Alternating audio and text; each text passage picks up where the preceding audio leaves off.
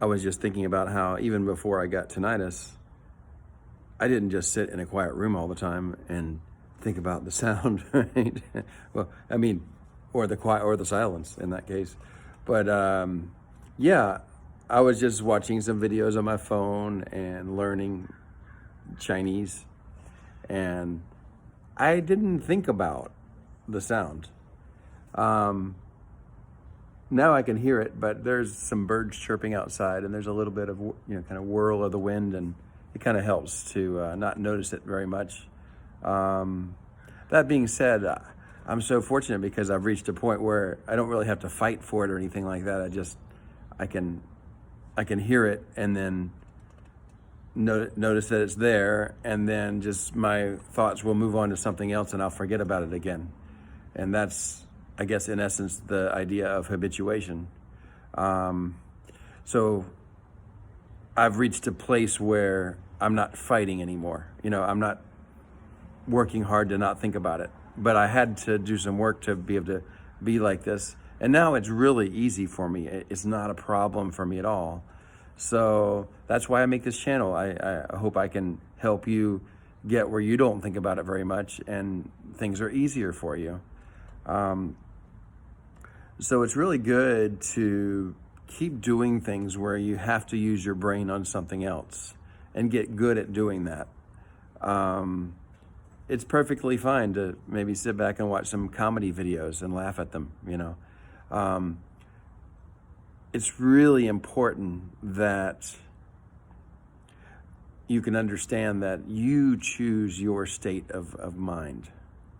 I think it's very easy to create the belief when you get tinnitus that it's tinnitus that's creating your state of mind.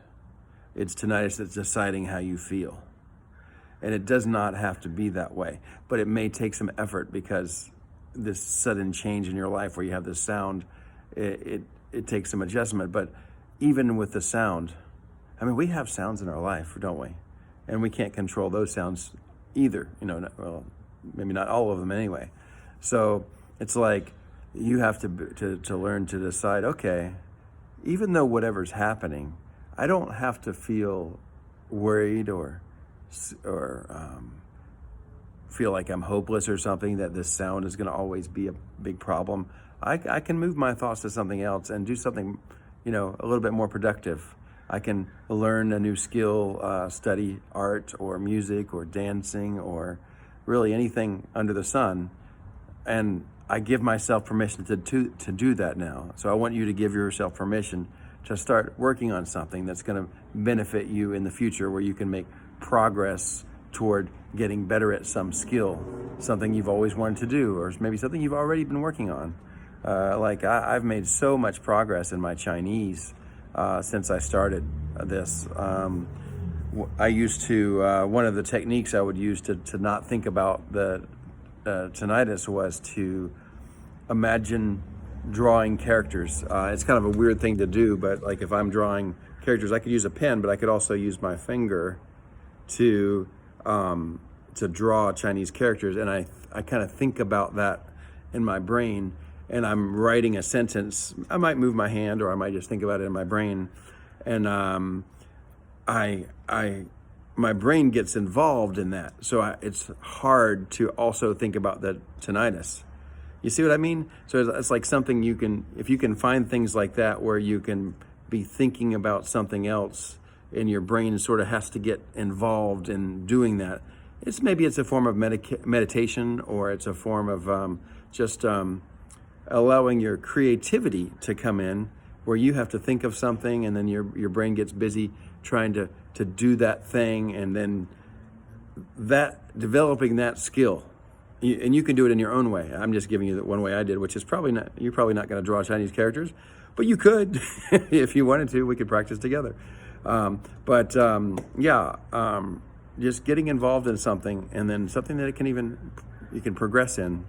It might, if it's a language, you might be just memorizing some words and coming up with some sentences that describe a topic, and then learning how to talk about that topic in that language. I know I'm here at the swimming pool, and you could go somewhere and then try to think about what's going on in your surroundings and talk about that. We had a video yesterday, or I had a video yesterday, I think it was, about, I forgot what you call it.